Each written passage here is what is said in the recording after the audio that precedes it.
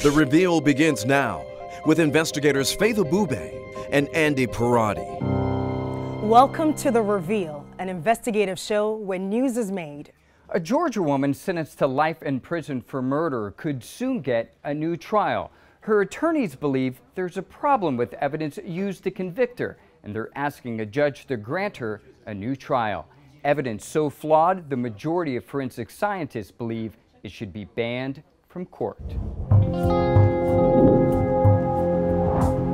With flashlights in hand, Waycross police search for clues inside a home 14 years ago. Drops of blood discovered on a kitchen wall. I wonder if he saw that. Bed sheets soaked in blood and a strong odor of hydrogen peroxide. Hours before, the homeowner, Eugene Garner, is nowhere to be found until a neighbor stopped by to check in. He went in the house and he found him in there dead. His body lying next to his own bed, strangled to death. Bones in his face and nose fractured. He was 73 years old. Ruth Taylor is Garner's sister. There was a time that, oh Lord, I didn't think I was gonna make it because my brother and I were very tight and I miss him. Investigators found no suspicious DNA, no unfamiliar fingerprints either. A few days later, police questioned a woman who admits to having a relationship with Garner, 37-year-old Sheila Denton. Sheila, let me explain to you what we're going to do, okay? But she's not interested in talking. Sheila, I'm Detective Woods, okay? How you doing? You need to wake up. You take your swig of drink. Let's talk until tomorrow. Detectives expand their search and question another woman, Shannon Jones.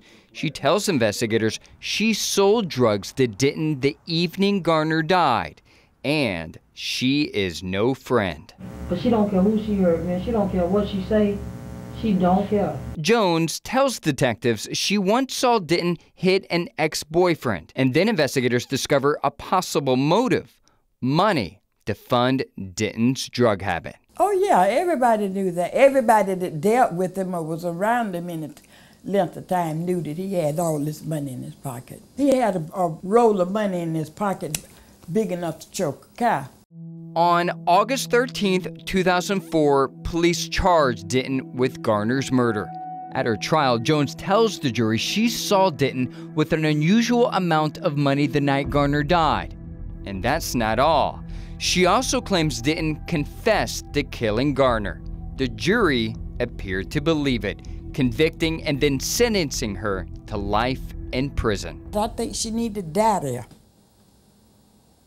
He died at home, so let her, that's her home now, so let her die at home. That's the way I feel. My sister is a nice person. More than a decade later, Denton's family feels the wrong person is behind bars. Vanessa Collins is her sister. Ricky Allen is Denton's son. They remember her as a loving mother, devoted to her family. She wasn't the type of person to commit such a horrific crime. She is innocent, and I believe in her, and I want her home.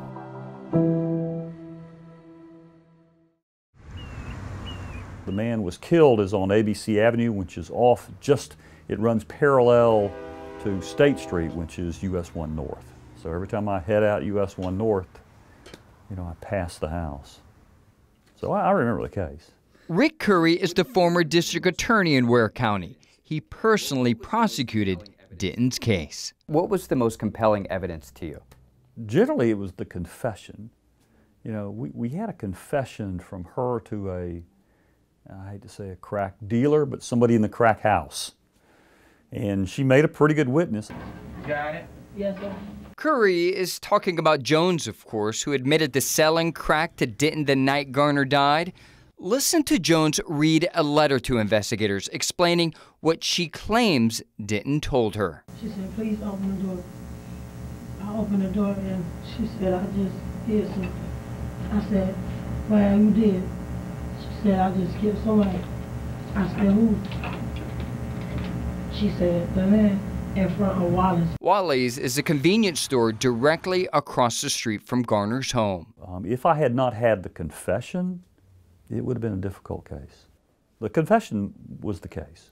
Not everyone is buying it. I would hesitate to call this a confession. Mark London Brown is an attorney with the Southern Center for Human Rights. He says Jones's police interrogation and the confession that followed has all the hallmarks of a coerced statement. At first, Jones tells police she didn't know anything about Garner's death. Have you talked to Sheila Denton since she's been in jail? No, Did Sheila ever tell you she killed him? no, no. But then detectives tell Jones they have a tape from someone putting her at the scene of the crime, and she begins to break down. I don't know. Would there be any reason for anybody to say they saw you over there near that house when this didn't happen? No, I wasn't there. I don't know. I didn't even know it You happened. can decide right now whether you want to be a witness or you want to be a suspect I don't in want this to case, be no Sharon. suspect. Well, you need to tell me the truth right now. I'm tired of joking around. I'm telling you the truth. No, you're not. It was a lie. There was no tape. A few hours later, Jones changed her story. They told her that they had her fingerprints at the scene of the crime. They told her that they were going to lock her up. Her words were, they kept saying, "I did it." I know you know the man. I don't know. I know you've been there. I know. I got people placing you there. So basically, it was only after being presented with this false evidence that she suddenly came up with this idea that Ms. Denton had made this brief admission to her. To London Brown, the questionable confession isn't the most disturbing. It was something else.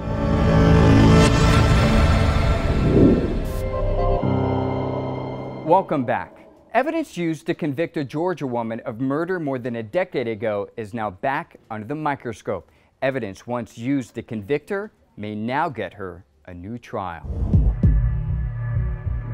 Inside Eugene Garner's home, police identify evidence of a likely struggle. A lamp knocked to the floor, a leather belt splattered with blood, and a mattress out of place. But then something catches their eye on Garner's right arm, a scar they believe looks like a bite mark. This is real serious, okay? A few days later, detectives bring in Sheila Denton for questioning, and they notice a familiar scar. Sheila, let me see your hands. Put your hands up here on the table for me, would you? Police then hire a forensic dentist from Marietta, Georgia, to create molds of Garner and Denton's teeth. After comparing the molds to the bite marks, the dentist concludes the bite mark on the left arm of Sheila Denton was probably made by Eugene Garner, and the bite mark on the right arm of Eugene Garner was probably made by Sheila Denton. Former district attorney Rick Curry. I think a jury would look at it and say, yeah, that's probably, yeah, she did that. A bite mark? Garner's son doesn't believe it. How can you say that someone killed someone off of a bite mark? That don't necessarily say that you killed the person. No research has been published. Chris Fabricant is an attorney with the Innocence Project. Bite mark analysis probably represents everything that is wrong in forensic science in our country today. The majority of forensic scientists agree. In 2016, this report by the President's Council of Advisors on Science and Technology found bite mark analysis does not meet the scientific standards for foundational validity, calling it subjective, and that examiners cannot identify the source of bite marks with reasonable accuracy. Since 2005, at least 31 defendants incarcerated for bite mark evidence have been exonerated or had their indictments dismissed. That includes Alfred Swinton. Freedom! Freedom! It feels so good. This past March, a judge released Swinton after DNA evidence found he was not the source of bite marks related to a 1991 homicide. He spent 18 years in prison for a crime he did not commit. Right now, freedom, and thank God for the Innocence Project, every last one, and thank God, period. Every single case that the Innocence Project has put its hands on in the last 5 years, every single one of those clients have ultimately been released from prison. And we can't incarcerate somebody for a lifetime based on subjective speculation masquerading as science, and that's exactly what happened to Miss Denton. Do you truly believe the jury would have convicted her without that bite mark testimony? Yes. He didn't testify that, in my professional opinion, this bite mark was made by Sheila Denton.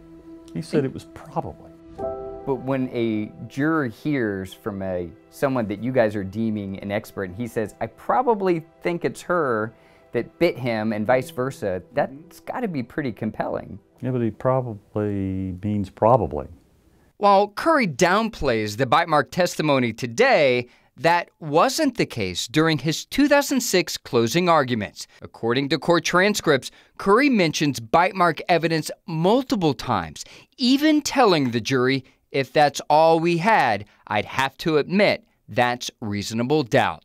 What Curry never mentions is that confession from Shannon Jones he now says was his most important piece of evidence, which Denton's attorneys believe was coerced. You can decide right now whether you want to be a witness or you want to be a suspect. I don't want to be no suspect. And I would suggest that's why the district attorney didn't rely on it in his closing argument, and instead relied on bite mark evidence, which was at that point believed to be reliable, but we now know was utterly unreliable.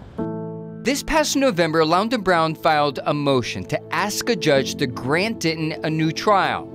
In his brief, he included testimony from 5 other forensic dentists who reviewed Denton's case. All of them concluded the scars were either not bite marks at all or inconclusive at best. Do you think your mom got a fair trial? Not at all. Every single scientific entity that has looked at bite mark analysis has come to precisely the same conclusion. It's garbage. It should not be used in court. Such a fascinating story. So Andy, how long does the judge have to make a decision in this case? So the district attorney has until December 15th, next Saturday, to file his motion arguing why Ms. Denton doesn't deserve a new trial. The judge then will likely make his ruling early next year. And it is clear the current and former district attorney believe Ms. Denton is guilty. The Southern Center for Human Rights just wants an opportunity for them to prove that without bite mark evidence that has been proven time and time again as not credible science.